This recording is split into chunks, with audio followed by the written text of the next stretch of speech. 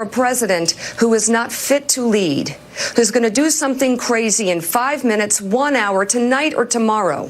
Like, what more do you need to hear from him to start thinking 25th Amendment or something else? How does she sleep at night? Anyway, and there's this. The worst case scenario that the president is a foreign agent suddenly feels very palpable. A robot. Yeah, he could be a robot too. And who can forget this? This president has radicalized so many more people than ISIS ever did. Wow, that deserves an award. Just one more. In the sad event he does run, and he does lose, which would be a happy event, it would be stunning what we would see. He would be a president going, I'm not leaving. I'm not leaving. Can I call the military? I mean, it is that. We have to look at this man. He really would do that. They really are the political equivalent of Beavis and Butthead. But what's really important is this. America now has the hottest economy on earth. We have taken historic action to bring back American jobs. We will make America wealthy again. We will make America strong again. We will make America great again. All right. Look.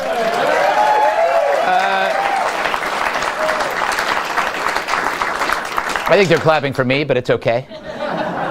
The relationship between Trump and the media, it may never change. But when talking heads are saying outrageous things, doesn't that mean maybe the country's relatively okay? Maybe that things are running smoothly, so there's no recession to talk about, no impending international crisis, knock on fake wood. And Chick-fil-A delivers to your house now. So things are pretty good, unless you're a chicken.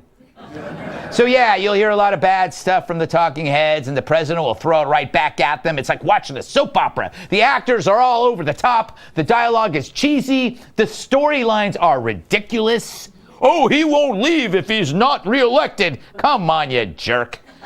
He'll start a coup. Shut up, you festering gas bag.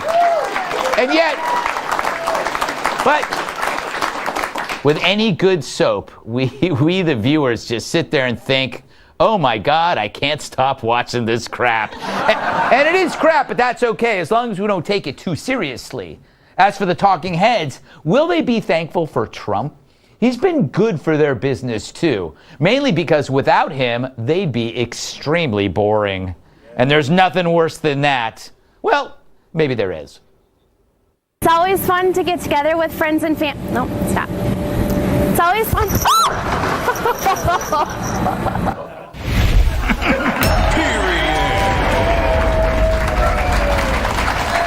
All right, let's welcome tonight's guest. He's a prescription filler and my favorite painkiller. Host of the radio show, Dr. Drew, Midday Live, Dr. Drew Pinsky.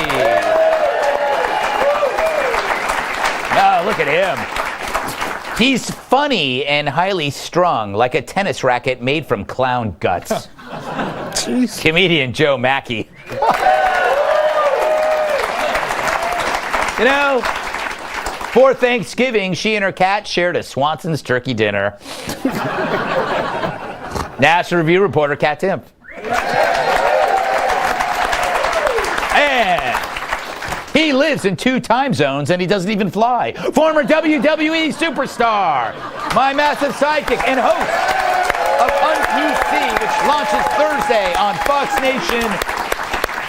Tyrus. All right, Dr. Drew, we've had a could you imagine if we had, instead of Trump, we had Hillary? Would we be enjoying this kind of, I don't know, bonanza? Would you call it a news bonanza? No, you've got to remember, news is a commercial enterprise, and they are addicted to President Trump. Right, they are. He controls the news cycle. They're addicted to him. They get some ratings.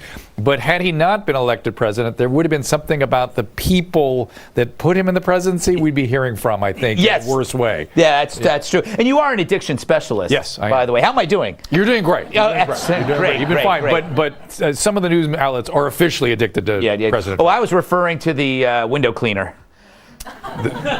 Yes, yeah. You know, I'm no longer doing that. You're not doing the paint anymore? No. I'm just I'm purely just doing mints. Okay. Mints. Good. Joe. Way better.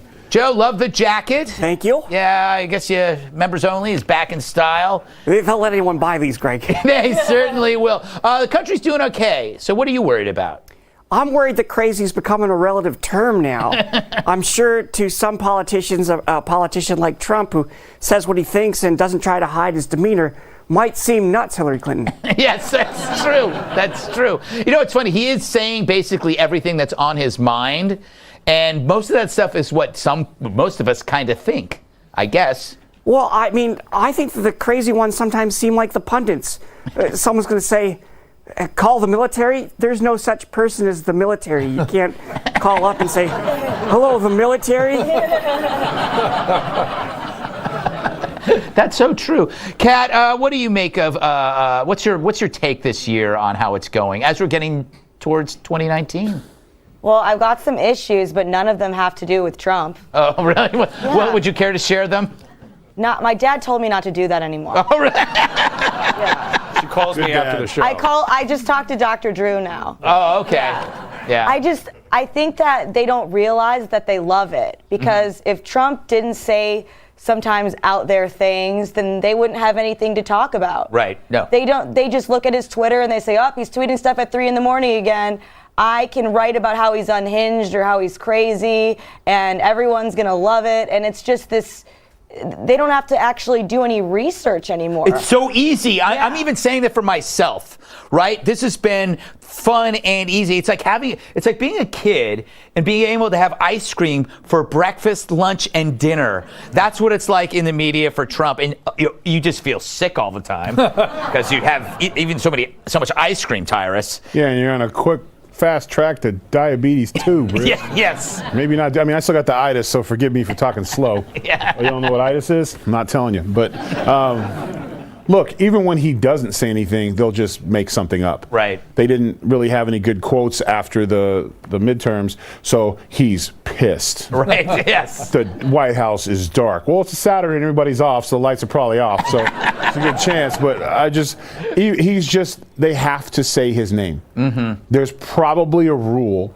Like in my football locker room, we used to come out, we used to smack, it was a deer antler, would smack the sign before we go out and play. I literally, when they come out of their, I guess, do reporters have locker rooms? Let's just say they do. Okay. And they come out and it'll be like, Trump at least 16 times per segment. Like, it's just, they have a moniker. They got to make, because every time you mention his name, even if you don't have a story, make something up. Chances are he'll probably go that way anyway. So, you know. That's true. And he provides 3 things for a great story. He can be the hero, the villain, and he provides the focus, which was the opposite of President Obama, where the media dare not scrutinize him because you could get in trouble. But every day it's an all-you-can-eat buffet with Trump. You can get Trump casserole, Trump eggs, Trump sausage, Trump potatoes. Whoa, Greg, I'm still trying to get over the whole food thing. I'm making you hungry. Please, yeah. And the other thing, too, is I think the media is upset that it's become a bifurcated idea. They long for the days when it was a monolith, where everybody was behind one vision and it was this mythical Walter Cronkite, right? And then now it's changed, and they talk about divisiveness, but it's because there's another alternative. Well, they've confused news with opinion and talk shows with news. Yes. This is a talk show we're having, yes? Yes, I believe it is. I'm not sure what it is. It's based on the news, loosely. Sometimes I think I'm dreaming this, and I'm in application of a recent poll where U.S. college students said 52% of their professors regularly, only 52, share their irrelevant political beliefs in class. And 53% of all students surveyed say that they are afraid to openly disagree with a professor in class. The rate is even higher, 61% for conservative students. What's wrong with colleges these days? Well, in my day, we knew how to lighten up. I think we have video from one of my research projects. It involved a rubber glove and a used vacuum pump.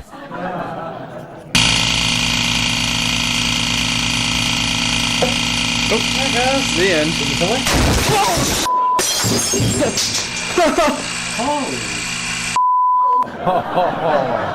Needless to say, I didn't pass the class. Joe, what were you like in college, and what do you think of today's climate? That's pretty cool back then, Greg. Yes! Still am now. But I'll tell you what, I think these kids now, they forget that free speech exists to protect unpopular ideas, and now they want to seem to have a vote on what speech is allowed. Luckily for us, most college kids won't show up for the vote, but they will protest that vote. You know what's interesting, Joe? Because you're a comedian and you travel, and comedians complain about they don't want to go on college campuses anymore because they worry that their jokes will be taken out of context or whatnot. Shouldn't the comedians be on the front lines condemning this crap? A lot of us are. When you show up to a building that says it's a comedy club and you make a joke and someone takes it as a statement, yes, that's a little bit their fault. It's so true. Dr. Drew, you see young people come and go. I feel like I'm living the upside down. I can't believe it. The way what we have done with words, we're policing words. Mm-hmm. When did nationalism say? I was thinking about this the other day. When did a word like national become something that cuts you to your quick? Yeah. When you were in high school learning about the First World War, you heard about nationalism and the Black Hand was that was offensive to you. Mm-hmm. And people hear now when they hear the word, they hear two different things. One group here is patriotism. The other groups here is white nationalism. Right. Nationalism, Teddy Roosevelt defined nationalism as just putting the national interest ahead of your own. Mm-hmm. JFK did the same thing. Mm-hmm. When did that become a horrible, offensive idea? I don't know, but there's like a lot of words that I don't use anymore. I know. Thank God, though, because they really were awful. Oh, I was such a bad person, Gat. That is your real name. Yeah, well, my real name's Catherine. Been working together for 3.5 years, Greg. That long? Yeah. Wow, that's great. Congratulations. There is a solution to this, Cat. Don't go to college. Or don't care about disagreeing with your professors. I always used to love disagreeing with my teachers, and it started very young. Right. In first grade, I started chanting "no more math" at a teacher that was trying to teach me how to add. Yes. In retrospect, I'm glad I learned, but in 6th grade, I also told my teacher that I did not need to learn how to do math, much more sophisticated, said I did not need to learn how to do math because I already knew my life calling was to write short stories about shipwrecks. Oh. She loves a good shipwreck. So I do. I'm obsessed with Fitzgerald. The Edmund Fitzgerald. Oh yeah, Gordon Lightfoot. I know the song by heart. You know, very normal. But it's kind of a parallel to your life. Yeah, it is a parallel. What is the iceberg? I mean, I don't know. I got out of bed today, so I think I'm doing great. But it's really sad. I mean, college is supposed to be a place where you openly express your ideas to have them challenged, not despite having them challenged, but in order to have them challenged. Because if you never have your ideas challenged, you're not going to be able to defend them either. That is such a good point, Tyrant. But Greg, I got to say, it's only 52% of the kids are complaining. The rest of them are in STEM classes. Yeah, the rest of them are in science and technology. And period, they don't care. Yeah, exactly. They're busy trying to figure out the truth. Exactly. And I'm actually surprised, Tyrus, that only 53% of the professors espouse political ideas. I thought it would be higher. Well, I mean, if they were like me and you gave me something to fill out in college, chances are it ain't going to happen. So I feel really bad for the class clown. Like, times have changed. Like, that's so true. Joe, I'm assuming you might have been one too. Like, we have no material if nobody speaks up. Yes. I can't sit in the back and get the heat off you by saying something dumb and ridiculous. You know? The guy stands up and he gets brave and he's like, I think George Washington. Nobody asked you. And everyone like I can't do that anymore. Like, I just... Disagreeing with professors, maybe it's because I was big, maybe because I was late, maybe because I didn't have my assignment. I thrived on that. Yeah. That's how you stalled your class, dummy. You didn't want to get into the notes. I have a question about question 45. There was no question. Exactly. Why are we only having 20 questions? Is it because I'm black? And then the teacher goes, God, no, Mr. Murdoch, no, please, talk. And then it would become a debate. And then I would look at my buddies like, don't worry about it, we're good. Like, that's what school used to be about. And now apparently everyone actually sits and listens to the professor? What's going on? I don't know. Okay, so I'm going to say, it was a question to Kat, I believe, that I said don't go to college. If you just start a business, in 4 years, if it doesn't work out for you, you're probably a loser, right? 4 years? 4 years dedicated all your... That's a little strong. And you know what? I agree. The world needs ditch diggers too, Greg. I get it. College is not for everyone. Pretty much, and you know that real quick when they're like looking at books and having to walk and they're crying, which is a lot now. Thanks, millennials, not you. But I'm saying, like, if you start something and you fail, it's a pretty good indication the business. Like, I just couldn't sell buggy whips. I don't know why. I had the best buggy whips in town, but apparently no one uses them anymore. Are you serious? Because I collect them, but not for buggies. Because I got a whole truckload. Really? In Really? Louisiana. Yeah, I'll hook you up. There's a place downtown that we could hook up and maybe. See, this is why I don't play with you, because you get so creepy. And my point is, if you fail a business, you could take some skill set from the business you tried and put it somewhere else. When you like buggy whips. Yeah, like buggy whips. Yes. But if you show up in college and you don't really do anything, you just probably cost your parents a ton of money or yourself, but you're not taking it. You can't take that with you anywhere. Yeah, I just think learn skills, web design, photography, buggy whips, but remember to use the right end.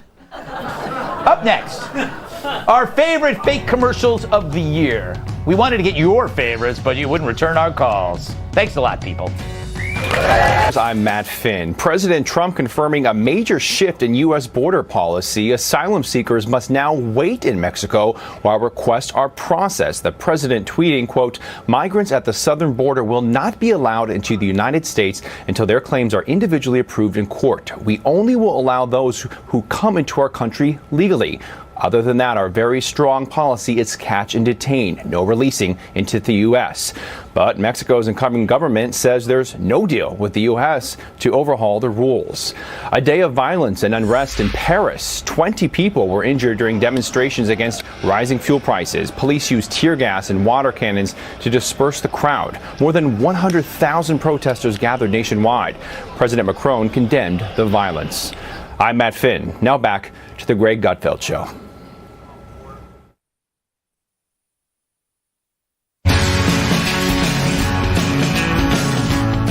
If you missed any Gutfeld episodes this year, I hate you. Or if you have a terrible memory or you don't have the internet, it's your lucky day. It's time for a roundup of our favorite videos of the year so far. Tyrus, you're first. What is your favorite? Yeah, I love the one where we made a campaign and geared towards people that aren't celebrities. We called it the Nobody Party. Take a look. Nicely done. Hi, you may know me from such famous roles as fixing the leak on your toilet last summer, selling you cat socks at the mall kiosk, lowering your blood pressure so you didn't die. Yes, we're not celebrities. We're actually nobodies. People who work for a living, who mind their own business. I gave you those free samples at the supermarket. I fixed your broken gas line so your house didn't blow up. We see each other all the time, but unlike Lena Dunham or America Ferrera, we don't tell you our political opinions. We don't even discuss them with you. We just do our jobs and help you out. Because unlike celebrities, we aren't We aren't self-involved, insecure who think they're smarter than you. We aren't breathless hypocrites who would sell our parents for a bit part in Law & Order. We don't think because we make crappy movies that you must listen to our stupid, asinine drivel or that our cocaine-addled opinions matter more than yours. We do our jobs, mind our business, and keep our opinions to ourselves. So think about it. Would you rather take advice from assholes who think they know more because they used to snort powdered amphetamines off a public toilet seat? Or the guy who fixed the windshield of your car? The choice is clear. Celebrities. Except for Matthew McConaughey. That guy's all right. Paid for by the nobodies of America. Who won that? You know what I noticed about the difference between Fox and other shows where people swear? We actually blur the mouth. Yeah. Is that crazy? The last thing you want to do is teach a mouth movement of the F word. I love. It's like guys, we got to make sure they don't hear f***. Yeah. Or see f***. Yeah. No f***ing f***. No f***. All right, they're going to be working late tonight. All right, Kat. Kat, what's your favorite? I like the one about a social network that keeps you out of trouble. Check it out.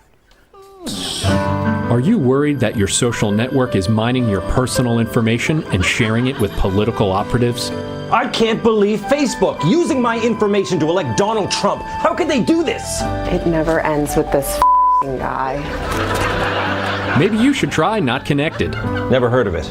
It's the world's first offline online social network. Huh? It's on your computer right now if you want to give it a try. Hey, how did you get it on my computer? Let's not worry about that now. Just give it a try. Okay. Think I'll post a clever tweet about the president. See what happens. The key to Not Connected's highly advanced technology is that it looks just like most social networks, but you're not on the internet. In fact, you're not connected to anything. Your posts simply bypass Twitter and Facebook and end up here. Meanwhile, what do you see? Wow! It was retweeted 1,000 times. Every one of my tweets is retweeted 1,000 times. Thanks, Not Connected. You bet. Not Connected, for when you need real gratification with none of the real sharing. Nope, Not Connected is just a box that lets you write stuff, but it goes straight to your trash. Kat, could Tom Shalhoub be the best commercial actor that ever lived?